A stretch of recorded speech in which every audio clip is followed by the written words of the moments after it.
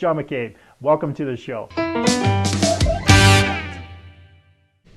Hey, welcome to the John A. McCabe Show, where it's all about accelerating your authority in your business or field of expertise. And we do that by helping entrepreneurs, business owners, authors, experts, and speakers get seen, get heard, get noticed on any device, anywhere, anytime, in as little as 15 hours worth of effort, also known as the Authority Acceleration Blueprint. Now, on today's show, Real Estate Investing Monday, my guest is someone I've known since 2009 when I first got into real estate investing. I'd never met someone so passionate about real estate investing with the willingness to share that passion, education, and knowledge with anyone who wanted to meet, have coffee, or just talk about real estate investing. Now, Mike Wolf is an international speaker, an author, and a mentor. He's been investing in real estate for over 25 years and helps people realize their dreams of a lifestyle of freedom by teaching strategies to achieve passive income. Now, he's been featured on TV, radio, and numerous print publications and enjoys sharing his knowledge when he speaks all over the world. Now, Mike helps investors build an amazing life by creating turnkey properties for them to invest in. Now, investments where he does all the heavy lifting for them by selecting the right market, the right neighborhood, the right home, the right tenants, and hand selecting the property management team to make the investment process easy. Now, when I first started in real estate investing, I spent some time with Mike traveling around to different cities. We went to Las Vegas and Phoenix as he took other investors on tours of the areas he was investing, showed them how to buy houses at the auctions, lined up people to educate these investors who are from outside of the U.S. on how to set up their companies and deal with the tax situations. It was such a great time and an amazing learning experience. Now, there's a couple things I know to be very true about Mike. First, the guy loves to have fun. He enjoys traveling the world, meeting with new people, and just enjoying life. For as long as I've known Mike, he's been living his life on his terms and his schedule, not anyone else's. Now, second, the guy really likes his ice cream, and it doesn't matter where he goes or what time of the year it is. For Mike, it's always ice cream time. And for anyone who knows Mike knows this is the case. But Mike used to be a workaholic and someone who had to do everything himself. Now, it would be nothing for him to start working as soon as he woke up in the morning and work continuously until 10 or 12 at night, putting in long days every single day. But through coaching, masterminding, and just hanging around with people in other industries, Mike realized there's a much better way to build his business. Now, Mike has built a variety of different teams and implemented systems into his business, so he has more time for himself, his family, and being a new grandfather. Now, today, Mike's going to share with us how to build teams and put systems in place so you can create a balance and a lifestyle in your life, not just for you, but for your family. So don't go away, because when I return, I'm going to be joined by my good friend, Mike Wolf. Hey, and thanks for joining us today. Today is Monday. It's Real Estate Investing Monday, where I interview various real estate investors, as well as educate you on a variety of strategies that can help you achieve financial freedom in your life. Now, when it comes to real estate investing or any business for that fact, it's important to build teams and implement systems. Otherwise, you'll become a workaholic and start dreading the one thing that can get you out of the rat race to begin with. Now, also, if you don't build yourself teams and systems, all you've done is really create yourself another job, albeit one where you're the boss, but not one that's going to enable you to take time off or take a vacation. Now, you're always at the will of other people. So, but our guest today is going to help you change your way of thinking when it comes to creating passive income, building teams, and creating the lifestyle that you want for yourself as well as your family. Now, Mike Wolf is an international speaker, author, and mentor. He's been investing in real estate for over 25 years and helps people realize their dreams of a lifestyle of freedom by teaching strategies to achieve passive income. Now, he's been featured on TV, radio, and numerous print publications and enjoys sharing his knowledge when he speaks all over the world. Now, Mike helps investors build an amazing life by creating turnkey properties for them to invest in. Now, investments where he does all the heavy lifting for them by selecting the right market, the right neighborhood, the right home, the right tenants, and hand selecting the property management team to make the investment process easy. So please give it up with likes, love, shares, and a virtual flurry of thumbs up and heart icons across the screen for my guest today and good friend, Mike Wolf. How you doing, Mike? I am great. Thanks so much for having me. No problem. Thanks for joining me. You were actually supposed to be guest number one on the first episode of the John A. McCabe Show, but unfortunately, I just couldn't connect at that point in time. You're Yeah. traveling around Europe and. Yeah, well, I realize that I'm pretty grateful because in North America here we have really darn good internet Yeah, compared to what exactly. I was experiencing during my travels in Europe. It was definitely challenging, but it's good to finally be on the show. And in a lot of European countries, they don't have Starbucks. Well, and even the ones that do with the time difference, I'd find some good Wi-Fi in Starbucks. And then, of course, difference between Edmonton and Europe is. I'd have to be there in the middle of the night, so they'd have to stay open late for me, and they wouldn't do it. No, so, unfortunately. over those guys. Yeah, what's up with those guys? Don't they know who you are? Exactly. I know that hurts. Well, Mike, first thing I want to do before we get too far in the interview is what we do a speed round of questions. Now, I know you've watched the show before, so there's nothing that you need to study for. You're not going to be graded on this. So it's just a round of 10. Thank goodness. I know I'd fail, so this is good. Exactly. So just a round of 10 questions so the viewers actually get to know you a little bit better. All right. Just come up, the first thing that comes to your mind in a word or a couple words. And as always, I'd like everyone at home to play along. If you haven't done so, please love this video, share it with your friends on your Facebook feed, on any business pages that you manage as well. And please play along with us by entering your answers along with the questions and see how your answers compare to Mike. So are you all set, Mike? All right, bring it on. Okay, name the book that impacted your life the most? Millionaire Messenger by Brendan Burchard. When you were a young boy, who was your celebrity crush? Farrah Fawcett. I can't believe she died on me. But anyway, I'm still getting over that. What is the book, podcast, or show that you're into right now? I love marketing. Joe Polish. Yeah, quite a few people have been on the show, definitely into Joe Polish's podcast. Yeah, good stuff. Do you currently work with any coaches? I have lots of coaches, and I always have lots of coaches, lots of people that mentor me. Do you want to just name a couple? Well, I have the good fortune. I get to I volunteer for Brendan Burchard, so I get to hang out with him. Nice. Craig Duswalt's a friend of mine. Who else do I hang out with these days? I love Tony Robbins. I don't work with him one-on-one, but he's somebody who your brother there, the guy that looks just like you. That's right. We're twins. Yeah, for those of you, so I got to meet him, and we have our picture taken together, and I'm 5'6", and he's 6'7", so, we look like twins. No, I mean... Mel Abraham. Mel, yeah. Yeah, Mel Abraham, very, very good friend of mine, and my doppelganger, apparently, and he's another brilliant guy. Well, I've got so many people that inspire me, and, being in the space that I'm in, I get to hang out and interact with a lot of them fairly regularly, so I feel very grateful. But yeah, I got lots and lots of people I look up to. Excellent. So what is your favorite movie of all time? Goodfellas. And are you currently involved in a mastermind? I am involved in like 6 or 7 different masterminds. Excellent. So name the person, either dead or alive, who you'd most like to meet and have dinner with. Well, you, but since you're up in Edmonton and there's snow there. Yeah, that's not going to happen. The person I'd love to have, I'd love to sit down with Tony Robbins and pick his brain.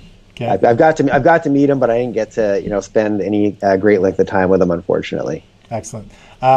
So I think I know the answer to this one. What's your favorite type of vacation, beach or adventure tour? Well, you know what? Most people would assume beach, and I love the beach. And anybody who follows me on Facebook or my YouTube channel, I'm always filming in front of beaches. But I love to travel for adventure as well. And sometimes I like to travel for volunteering and giving back. And so the stuff that people see is usually the beaches, and I do love them. But I just love travel in general, and a lot of times when I travel, I try to mix a whole bunch of things into the same trip. So, excellent. So, what's the best business advice you ever received? I think it came from Brendan Burchard when he says, put your best stuff out there, give away your best stuff for free. And so, if you watch my YouTube channel, I've got like 100 and something videos there where I give away, the best things that I've learned in 26 years of real estate investing. And Brendan's the one who inspired me, because first of all, I was afraid to go make videos. I didn't want to do it. And but I eventually got over that, and now I get a lot of clients, but I get a lot of people. They send me emails saying, "Hey, your free stuff is better than some of the stuff I paid $30,000 to get a mentorship on. And so Right. that makes it feel really good to know that you can go and help other people and have an impact. And that's all thanks to Brendan. I never used to have my stuff out on video. So Excellent. So last question is a multi-part. Is it water, beer, or wine? And is it pizza, wings, or salad? What's your first of all, all the treat? above. I have water. I have water in front of me right now. But if I wasn't being, if I didn't have to stay sober, I mean, wine's always good. And I'm Canadian, so I have to like beer. It's part of our culture. And I've gone vegan, so pizza no cheese with lots of veggies is good. Ice cream, Ben and Jerry's coconut milk, almond milk ice cream is better than the previous version of ice cream that I used to eat. Yeah. And but hey, all the above. I love all food. Food is good. And drinks are good too. So nice. So everyone give Mike some love by hitting the love button, and be sure to share this on your Facebook feed. So what I'm going to do is just before we get in too far into it, I'm just going to give the quick shout outs to people that have joined us. Keith Shannon's joined us, Chris Miller, Alex Goulian, Joanne has joined us. Chris Miller says, accelerate my authority, Mr. John. Kelly Greeno Evans has joined us. Alan Brown has joined us. Yale Colin has joined us. Annie Falco has joined us. And Falco says, free stuff is the king. Alan Brown says, I have to get on a call. We'll watch the rest later on tonight in the episode. Well, thanks to everybody for joining us. You got a great show planned for you today. So if you have any questions, anytime throughout the show, just leave your comments and your questions in the Facebook chat. Mike and I will try to answer them throughout the show. And if we can't get to them during the show, just tag one of us in the question, and what we'll do is we'll answer it after the show in the comments section. So if you're just joining us, I'm speaking with Mike Wolf. He's an international speaker, author, and mentor. He's been investing in real estate for over 25 years and helps people realize their dreams of a lifestyle of freedom by teaching strategies to achieve passive income. Now, he's been featured on TV, radio, and numerous print publications, and enjoys sharing his knowledge when he speaks all over the world. Now, Mike helps investors build an amazing life by creating turnkey opportunities for them to invest in. Investments where he does all the heavy lifting for them by selecting the right market, the right neighborhood, the right home, the right tenants, and hand selecting a property management team to make the investment process so easy. So Mike, for the people who don't actually know you that are watching right now, can you give the viewers a little bit about your origin story? Who is Mike Wolf? Maybe a 2 to 3 minute version of who you are, what you do, where you came from, that sort of thing. Sure. Well, basically, I am from Calgary, Canada, and my furniture still lives there. I don't hang out there that much anymore because I don't like cold weather. I don't do very well with winter. So, but yeah, I started off with very, very, very humble beginnings, and not really any aspirations to be a real estate investor, to be honest with you. I was kind of living my parents' dream. They wanted me to become a lawyer. So I went to University of Calgary. I got my first degree, managed to rack up a bunch of student loans, and decided, before I go back and go to law school, I want to pay these student loans off. And to make a long story short, ended up working for the phone company, which is now, for you Canadians, is now TELUS. Back in the day, I'm really dating myself, it was Alberta Government Telephones. And so I was working there. Because I was a new kid on the block, I would get what they called split shifts, and which means that I would work 9 in the morning till noon, then I'd have the afternoon off, and I'd come back and work like 5 p.m. to 9 p.m. And to make a long story short, it took my entire day up. And the only good news was we were allowed to trade shifts. And I'm a night owl, and I was back then too. And so I'd always try to find people with night shifts and try to give them my split. And of course, the people that had the good shifts were the people of seniority, so they'd laugh at me and say, well, I'm not going to take your split. But I'd always find somebody that would say, you know what, I've got something I've got to do that night. So I tell you what, I'm not going to take your split, but if you find me a day shift, I'll trade you. And so I go talk to all the people with day shifts. I find that one person that would finally trade with me. I talked to every single person in the office, or like 150 people in the office, and I'd always manage to put deals together where I could get rid of that split. And everybody in the office started to say, Mike, you got to go into sales. Like, how do you get rid of your shifts? Nobody else could get rid of them. If they get scheduled a split, they just work it. Yeah. And for me, I almost never work them. And so everybody said, you got to go into sales. And, I thought, you know what, maybe they're right. And so I ended up becoming a realtor first. And luckily, a lot of people at the office saw me as this master negotiator, so they all wanted to work with me as a realtor. But that was kind of the very, very beginnings of getting into real estate. And I bought my first revenue property when I was in my mid 20s. I was still working at the phone company, and I remember a couple of years after I bought it, my goal was not to be a full-time real estate investor. It was really, I thought, hey, you know what? If I buy my first property, I could see the value of real estate from being a realtor and watching the prices go up. And I thought, you know what, if I still own this property in 25 years, that'll be great for my retirement. The mortgage will be paid off. And that's why I bought it. A couple of years later, Calgary boomed. That property was worth considerably more money. And I was looking back, I was still at the phone company and saying, you know what, for the last 2.5 years, this real estate, I did almost nothing, and I didn't really know what I was doing. And I made more money on that piece of property than I did going to an office that I didn't really enjoy for 2.5 years. Yeah. So that led me on this journey where I had to eventually tell my mom I'm not going to law school. She wasn't very happy about that. She's still not very happy about that. But it led me on this journey, and it's been a lot of ups and a lot of downs, and it was a double-edged sword. I got really lucky on that first deal, and I'm very grateful for it.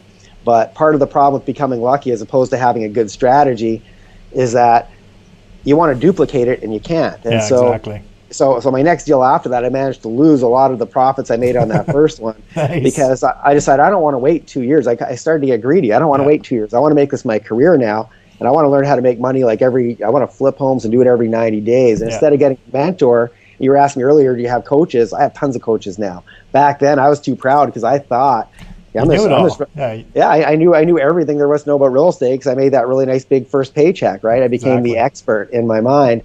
And so I went now from being a know-it-all to a learn-it-all. I'm always trying to up my skills and hang out with people way smarter than me. But that's how I got started. That's how it all began. Excellent. So, Mike, when it comes to investing in real estate, what specific things are you looking for in a market? What is it about the area, the neighborhood, the houses? Can you sort of, in your model, what is it that you're specifically looking for? Well, what I'm looking for is a number of things, and it's not always what people expect. And so I'll tell you how I pick a market, because I used to invest only in Calgary. That's all I knew, and I thought, well, it makes sense to invest close to home because then I can look after the property and I can do my own property management.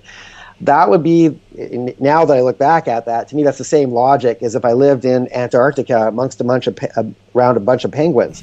And I had an opportunity to buy a McDonald's franchise in Antarctica where there's no people, or have one on the Las Vegas Strip or New York Times Square. Yeah. And so when you start to buy stuff because it's convenient, that's a big mistake. You got to buy stuff based on business sense, not on convenience, not on emotion.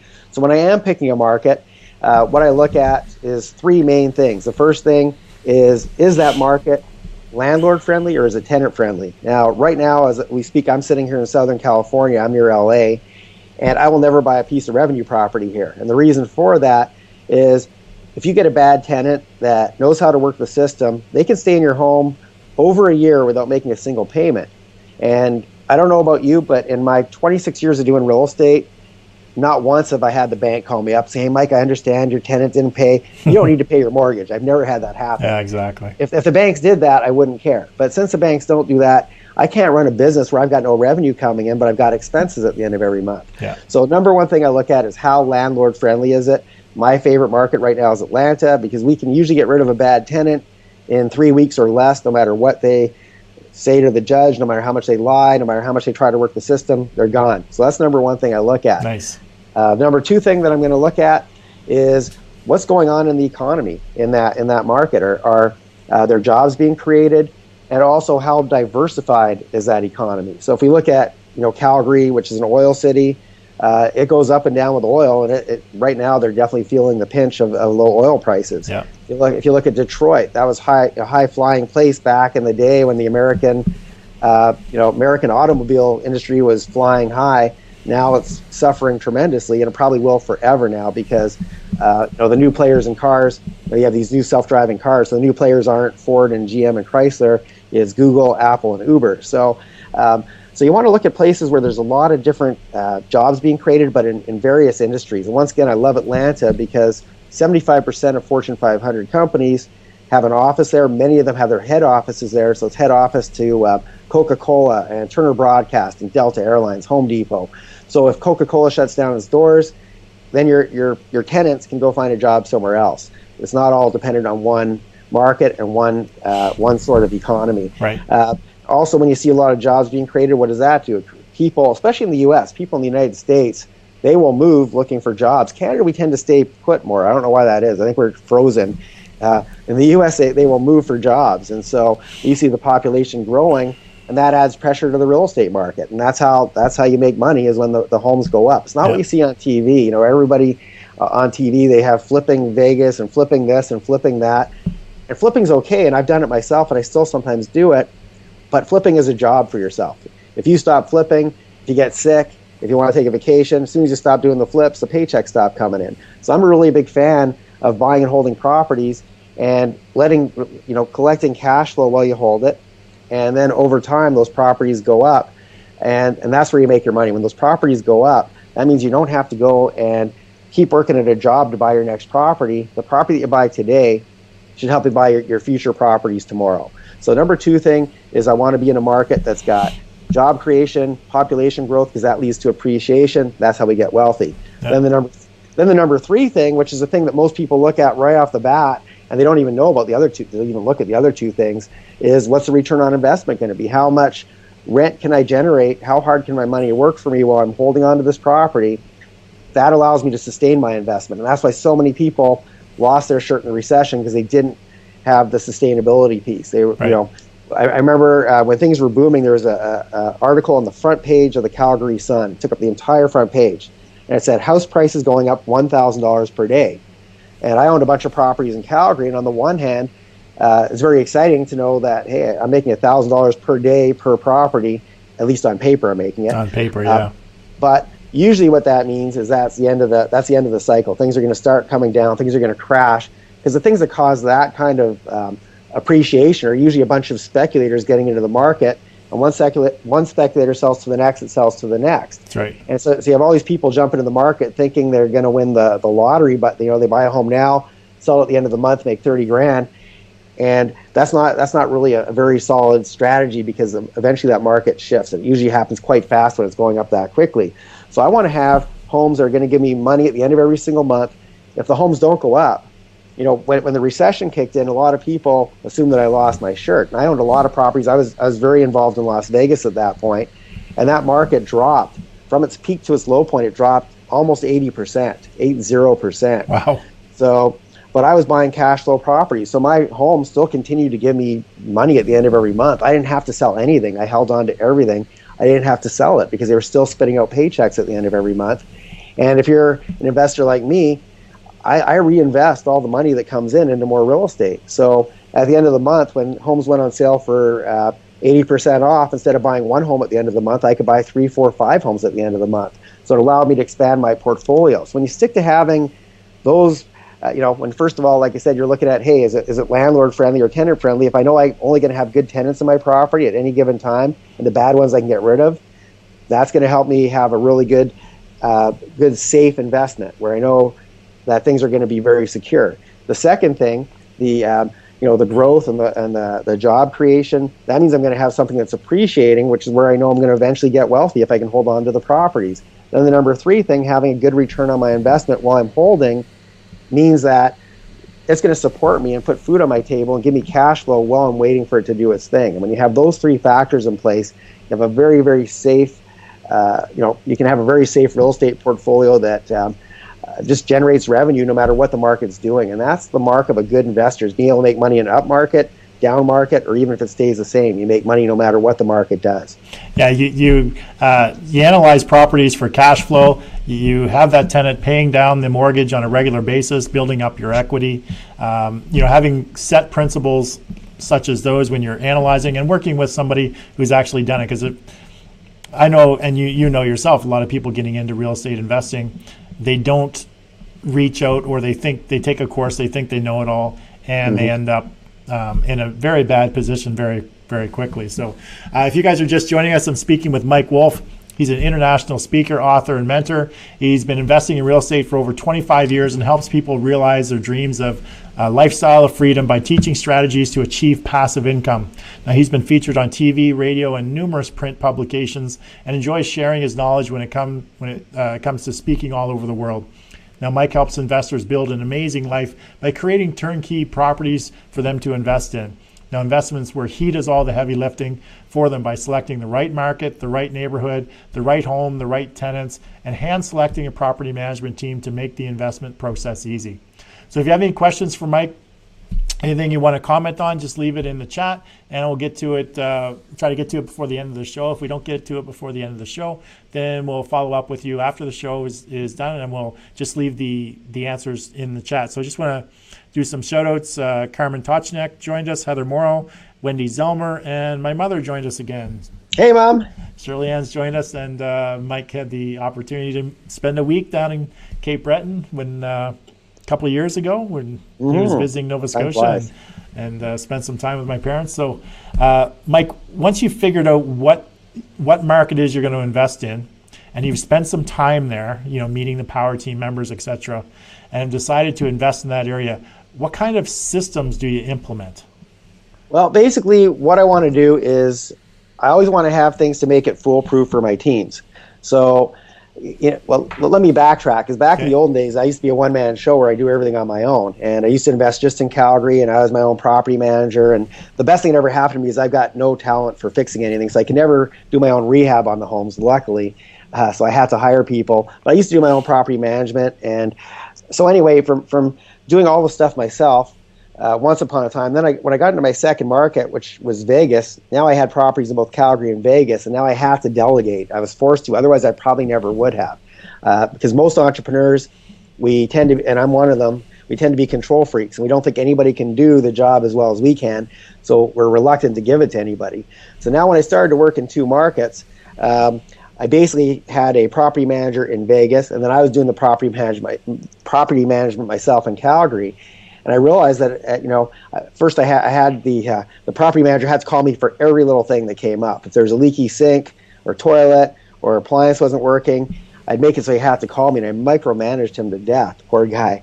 And but I remember, I'd get calls saying, hey, you know what, the fridge doesn't work at 123 Main Street. And of course, he had to get my permission. What should I do? And it was always the same answer. I never once said, oh, the tenant doesn't need a fridge. Yeah. It was always the same answer. See what it costs to fix it.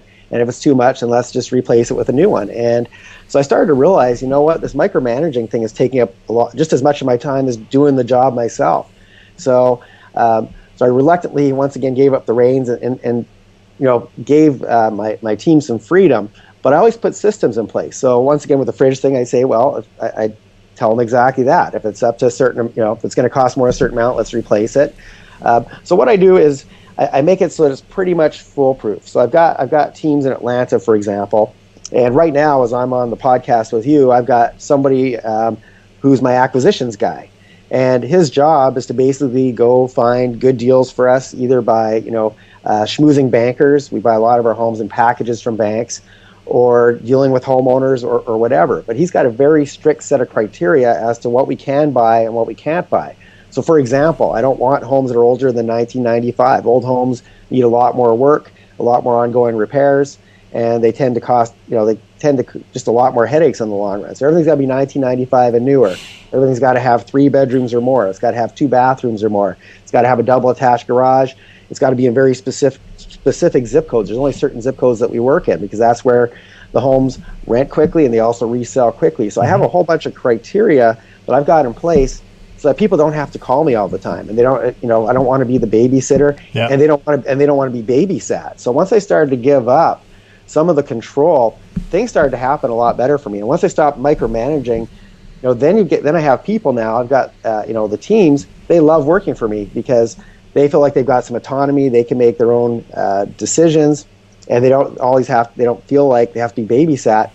Not only that, most of these people, they do the job 100 times better than I ever could. If you do something all day long, if you're a property manager and you're only getting paid if there's a tenant in the property, of course you're going to make sure you got good tenants. So, so I basically put systems in place, but I also leave a lot of control for, there's people that are smarter than me I'm not going to tell them how to do their job. Sometimes they create the system, and we agree upon systems. And so it's a matter of having the right people in place, having the right systems. And once you do that, like all our properties in Atlanta, if you were to come with me to Atlanta and look at some of the properties, after we see about 4 of them, you'd say, Mike, I don't really need to see anymore. And the reason for that is they all have the exact same carpet inside. Everything we do is upgraded. We have upgraded carpet, upgraded countertops, upgraded paint. Everything's upgraded, and they all look exactly alike because we're buying everything in bulk. Yeah. So after a certain amount of time, that's some of the stuff that I learned is let's make this so it's as foolproof as possible, as easy as possible, and also make it so the teams are as happy as possible working with me. And so I love to overpay my staff. It's not really overpaying them, giving them what they're worth, I guess is a better way to put it. Yeah. Because I need them to be doing a great job. I don't want them leaving me, going somewhere else to work for somebody else. So this is stuff that I learned over time. And what it all leads to is the thing that we get into at least what I got into real estate for in the first place. And I think most people get into it for this reason, but they often don't get it. And that's freedom. Right. To have a stress-free life where you get to do what you love every day. And so now I've got that, but it came from putting the right people, the right systems, and then giving up control and stepping back from it. So can you share with us the process of how you help other real estate investors, with using your systems? What is their biggest challenge to getting into properties in some of these areas? And sort of how do you overcome those challenges by just plugging them into your system? Right. Well, here's the biggest things that I see is most real estate investors do not have a life. And I've got some friends that are extremely wealthy from real estate. They multi-millionaires. And I've got one in particular I'm thinking of. And he's done flips for probably 15, 20 years now and very successfully. And it's not that easy to do. Most people flip homes, they run into a brick wall every now and then where they can't find inventory, or quite often that happens. And he's been very successful with it. But he's got so much stress, and he'll admit. I mean, I'm not. This is stuff he's told me. We've had conversations about that. He's got so much stress in his life, and he's created a monster for himself. He's got this huge operation. He's got a lot of people that work for him, but he's still very much involved in the day-to-day. And his health is failing. He doesn't get to spend time with his family. And to me, that's not a life. Like, I don't know. It's just, and I used to be there, so I'm speaking from experience. So I like to help people. I think 100% of people should be invested in real estate. And not just because it's been good for me, but if you look at the most wealthy people on this planet, they're all invested in real estate. But most of them aren't doing it on a day-to-day basis. Robert Kiyosaki's not knocking on doors looking for properties. No. Donald Trump, I wish he was, because then he wouldn't. Anyway, I won't get into politics. But all the richest people on the planet invest in real estate for a number of reasons. And the most common one is that there's a lot of tax incentives. Even if you're a foreigner, if you're investing in the U.S., there's a lot of tax incentives to invest down here. So you can actually bring down your taxable income. So 100% of all people should own real estate, but not everybody should be a full-time real estate investor. No. So there's two types. You have the entrepreneurial real estate investor, which is like myself, where I didn't know any better when I got started. So I did jump in, and it turned out to be an amazing career with a lot of ups and downs. But I loved it. The vast majority of people who get into it don't love it. And even if they love it at first, because maybe, you get to be with people and you get to be outside instead of in a cubicle, whatever. First of all, very few people make a good living at it.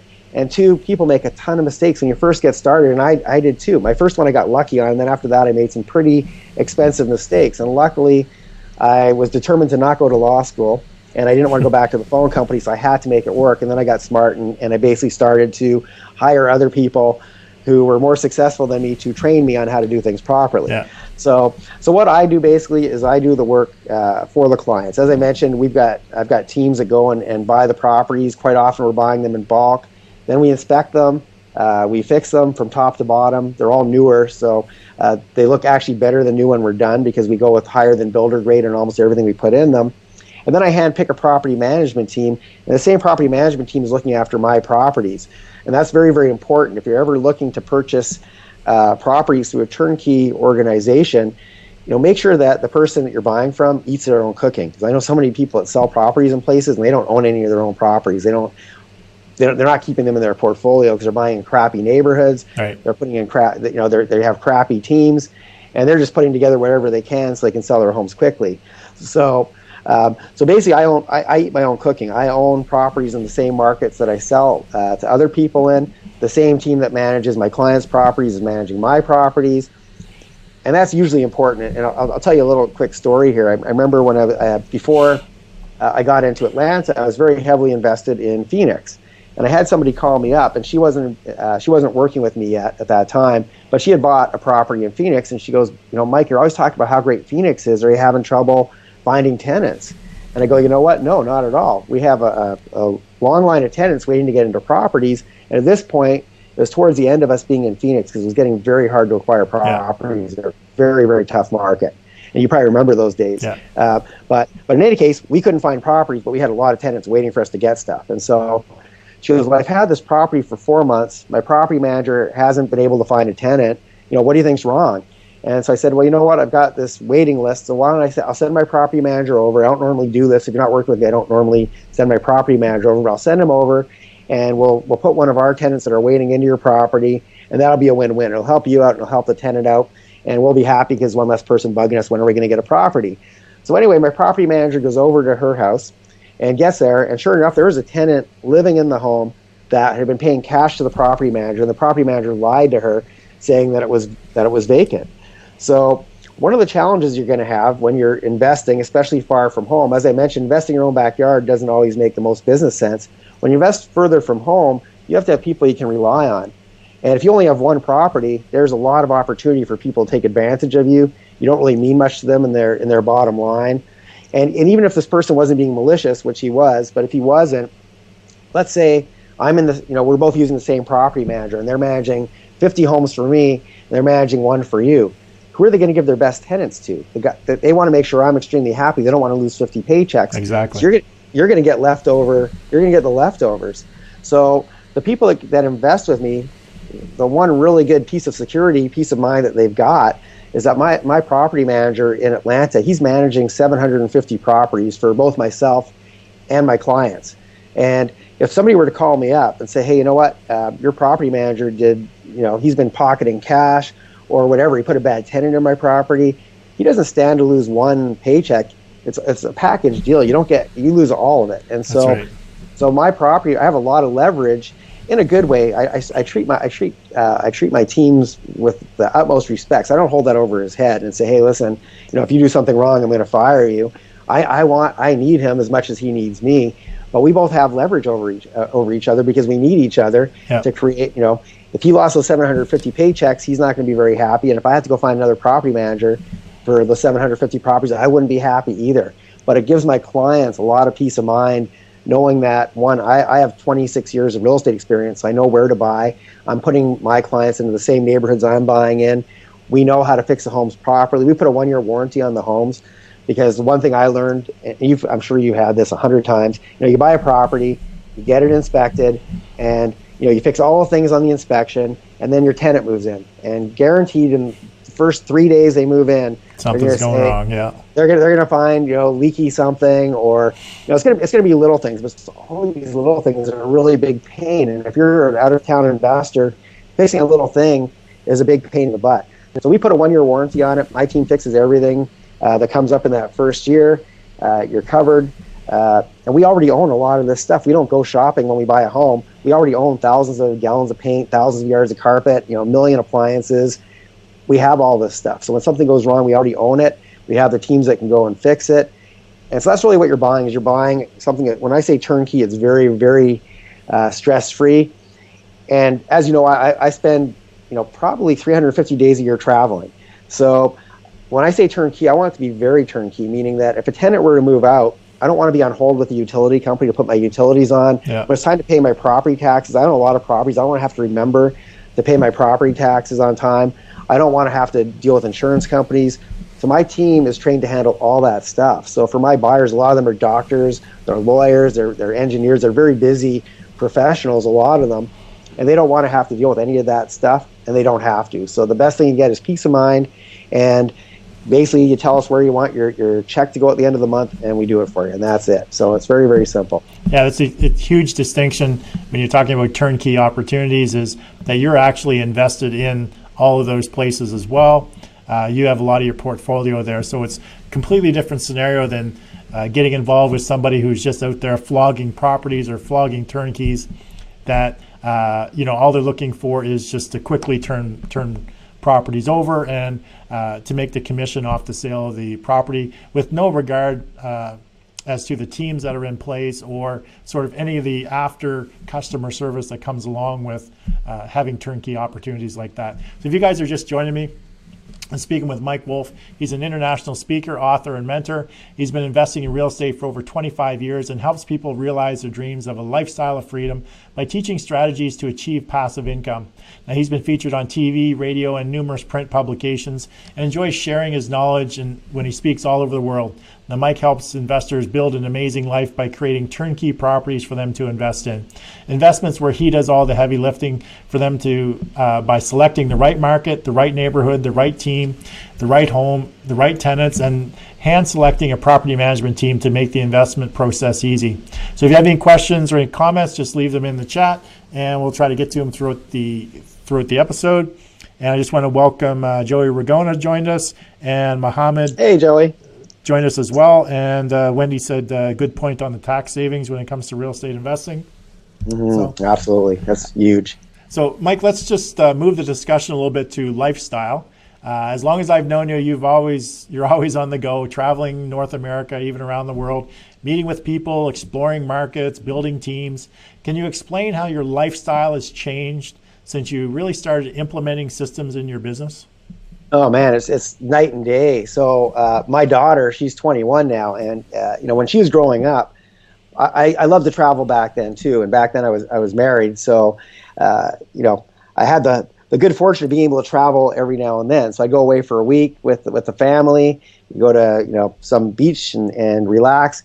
But that was pretty much 99% of the time that I got to spend with my daughter was usually when we were on a vacation somewhere. When I was home, I wasn't. I'd wake up in the morning, I'd be running around. I'd be gone before she'd wake up. I'd get home after she went to bed, and I missed a lot of, I have a lot of regrets as to how much I missed. And I'm fortunate because, like I said, we did travel a lot, and that's when I caught up.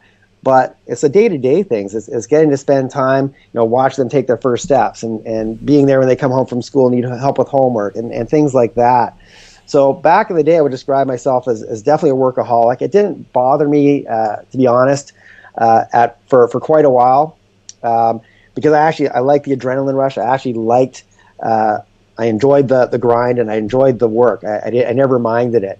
But now I've got a new grandson. He's 8 months old, and I'm doing things so much differently. I've got so much more spare time now. And I still keep busy. I still love to travel. I love to speak. I get to be on a lot of stages, luckily.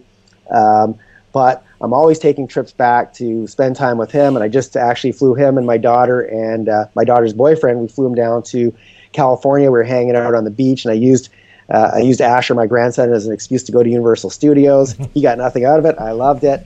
But if you use real estate properly and you use the right, once again, putting the right people in the right place and taking yourself away from working in the business every day, whatever it is that you love doing, whether it be traveling, time with the kids, giving back. I do a lot of volunteer work. I love doing that.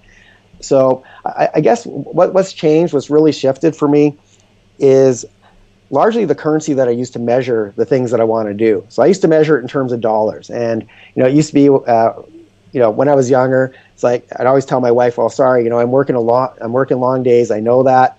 But at some point, things are gonna get easier. And the truth of the matter was, as time went on, it didn't get easier. It got harder and harder because as you get more properties, you have more troubles. You have more, you spend more time chasing after deadbeat tenants. Mm-hmm. There's a lot more work involved, and it never actually gets easier. It keeps building and building and building. And so, I got to this point in my life where I had more than enough money. That I didn't really have to worry about money anymore, but I was very miserable. And I had all the toys, I had the fancy cars, I had the big house, I had everything you could possibly imagine that I thought was supposed to make me happy, and I was totally unfulfilled. And now, you know me quite well, John, and probably some of the people listening in who know my lifestyle. There was a point in my life where, because I was unhappy and I was feeling depressed, I actually put everything in storage. And I traveled around the world, and I took my then wife and my daughter. We traveled around the world. And as I traveled, first of all, putting everything in storage is very, very difficult for me because I had this big emotional attachment to all these things. And I thought, how am I going to live without, my TV and my fancy stereo and my car and all this stuff? And, I can tell you, when I came back after 2 years, I learned a lot about what was important to me. And I learned that there's people on the other side of this planet that they don't even know where their next meal is coming from, let alone next paycheck. And they're smiling and they're happy and they're grateful and they want to help you. And it's just so different than what we've got in North America, where we're all chasing after the next big toy, and we have to have a better boat than our neighbor and a fancier car. Yeah. And we get caught up in this cycle that just makes us feel like we need to keep working harder and have more money. And if you don't travel, like for those who don't travel and they don't get to experience how other people live life, they really don't get it. I feel a lot of them really don't get it, because I've witnessed the same thing traveling to third world countries on a regular basis, and I find that people are happier in those countries than they are in North America, where there's so much excess here. Yeah, it's so true. It's so true, and I think people that don't really get to travel, they have this a bit of a tunnel vision approach to life, because we see stuff in books and we see stuff in school, and it's so much different when you actually get out there in the real world and see real people. And anyway, and I've done a lot of volunteering along the way, and it's been, some of the stuff that I've seen. I was working after Hurricane Katrina. I brought in a team and we fixed up a lot of homes that were damaged by Hurricane Katrina and brought some people back to that city. And nothing feels better to me than giving back. So when I travel, like I mentioned, you'll see me a lot on the beach, but what you don't see is a lot of times, like I was in Costa Rica earlier this year, I went to an orphanage, and donating money is really, it's meaningful, but it's not that meaningful to me. But I actually went there and I spent time with the kids, and I had more fun than the kids did. We were playing like foosball and water balloon fights, but it just feels so good and rewarding. And so the currency I use these days isn't money. I don't need more money. It's happiness. I measure everything in terms of happiness, and I find that giving back makes me happy. Spending time with my daughter and my grandson, there's nothing that replaces that feeling. The money and the toys, I don't even want that anymore. Anybody who knew me in the olden days, I had the best stereo. My stereo looks a lot like this now. All my books are on here. All my pictures, everything I've got is on my phone. Yeah. I have very little stuff. The stuff that I own, if it doesn't fit in the suitcases I bring with me as I travel, around, if it doesn't fit, I don't want it. And so I don't collect stuff.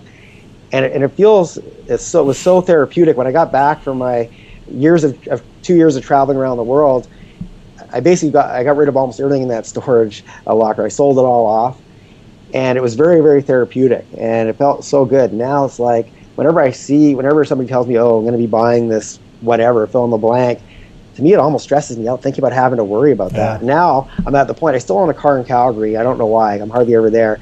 But I take Uber almost everywhere now, and even not having to drive, that takes a level of stress off. Just sitting in the back of an Uber, making my phone calls, or catching up on whatever I have to do on my computer, or whatever that is. So now I measure everything in terms of happiness. I also look at making life as stress-free as possible and enjoyable, and being able to share. And that's why I love speaking.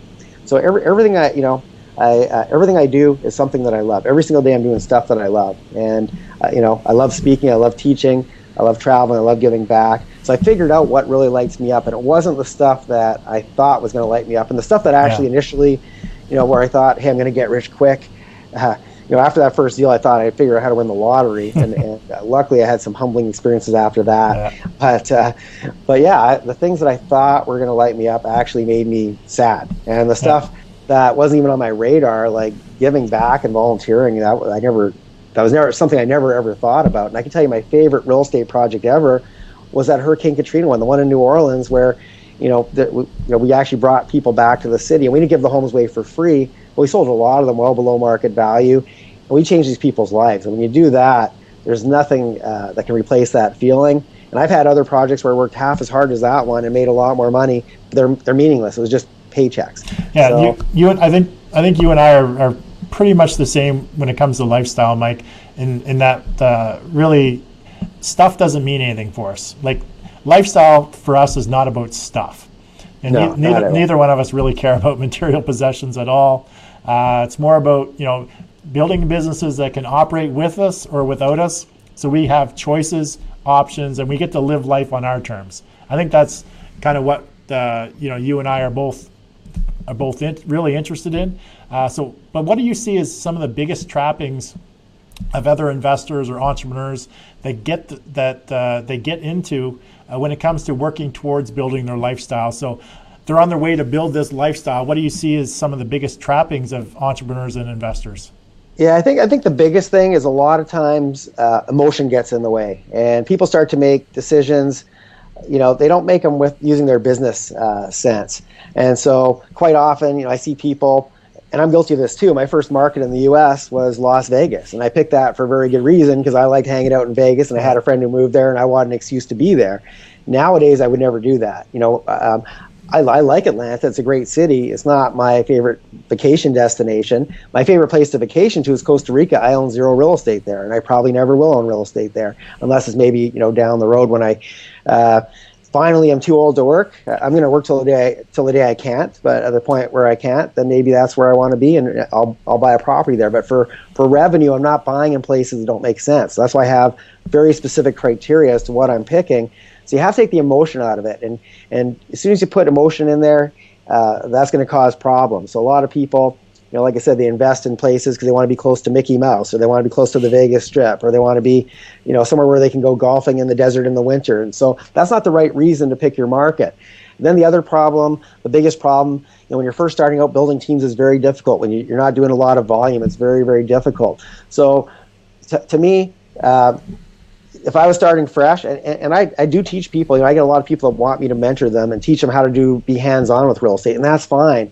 And it's good for a certain very small segment of the population that actually wants to do the work. But the first thing I explain to them is that this is going to be work, and it is going to become a job, and it is, it's fun at first because it's better than that. It seems better than that. It's more glamorous than the cubicle, but eventually, if you hit a brick wall and you're not passionate about it, you're just doing it because you see dollar signs, you're going to give up, and you're never going to make it. You're going to go back looking for a job at some point. And I had a friend of mine who I met in, she's a very successful real estate investor, but she doesn't have the systems and teams I have in place. She does it in Calgary. She looks after her own properties. And we were in Starbucks one day, and we were just kind of catching up.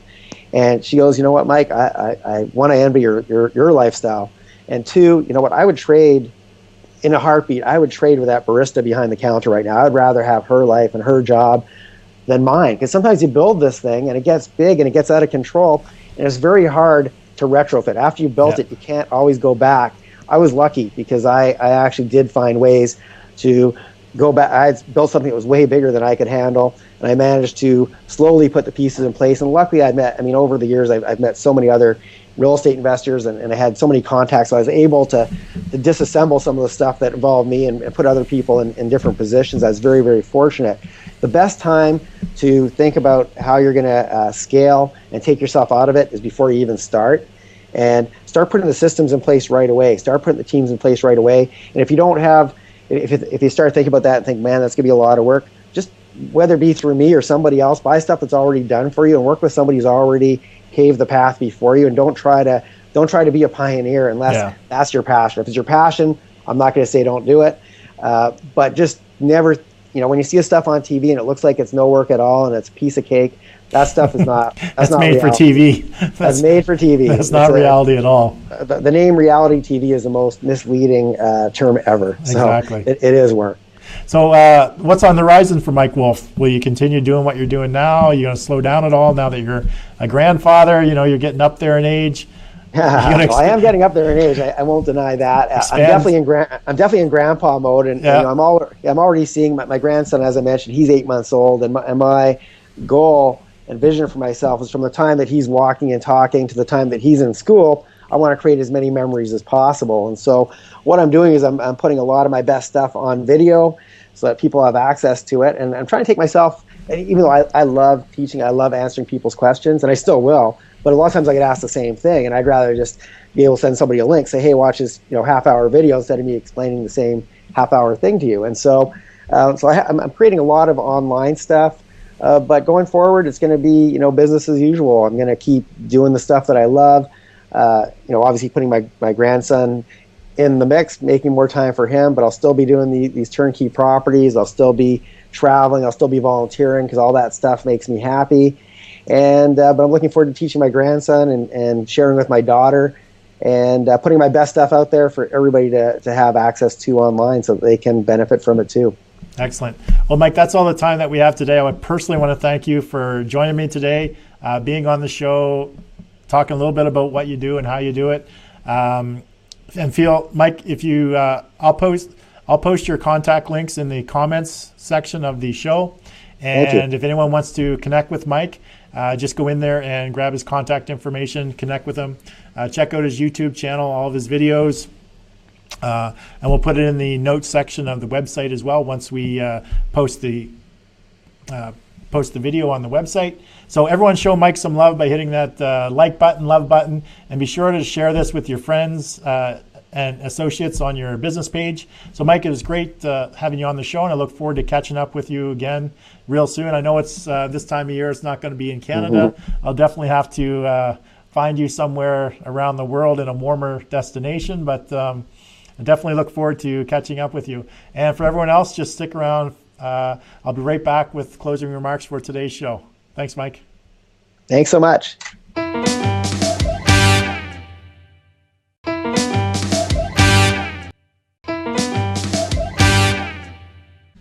Now, thanks for joining me on today's John A. McCabe Show, where we work with entrepreneurs, business owners, authors, experts, and speakers get seen, get heard, get noticed anywhere, anytime, on any device. Now, also known as the Authority Acceleration Blueprint.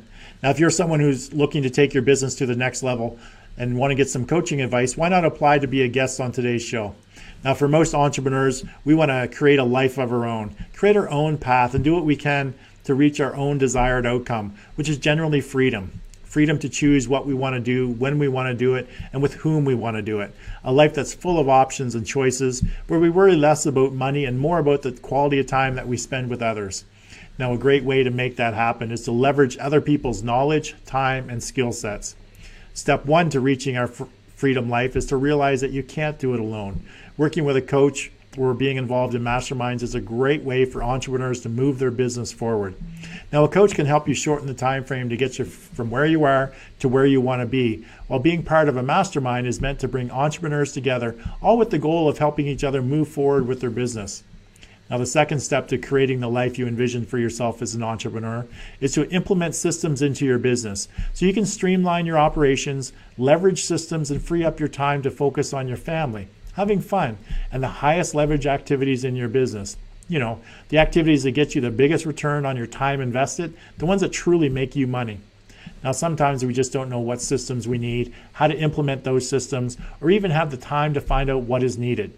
Now, working with a coach or consultant that understands, uses, and specializes in systems that can streamline your operations can help save you time, aggravation, and make you a lot more money.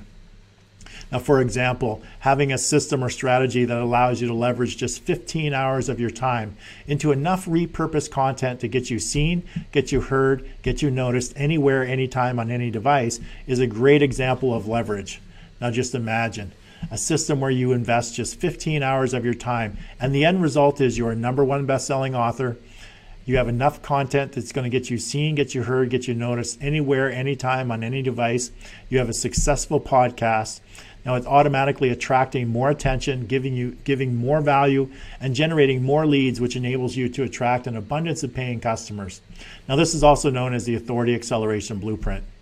Now, to find out more about the Authority Acceleration Blueprint coaching program or mastermind, then contact me via my website at johnamccabe.com or connect with me through my show's Facebook page. Now, again, thank you for joining us on today's show, and I look forward to seeing you on tomorrow's show when I have another great guest on discussing their business and accelerating their authority. So have yourself an amazing day, and I look forward to seeing you again real soon.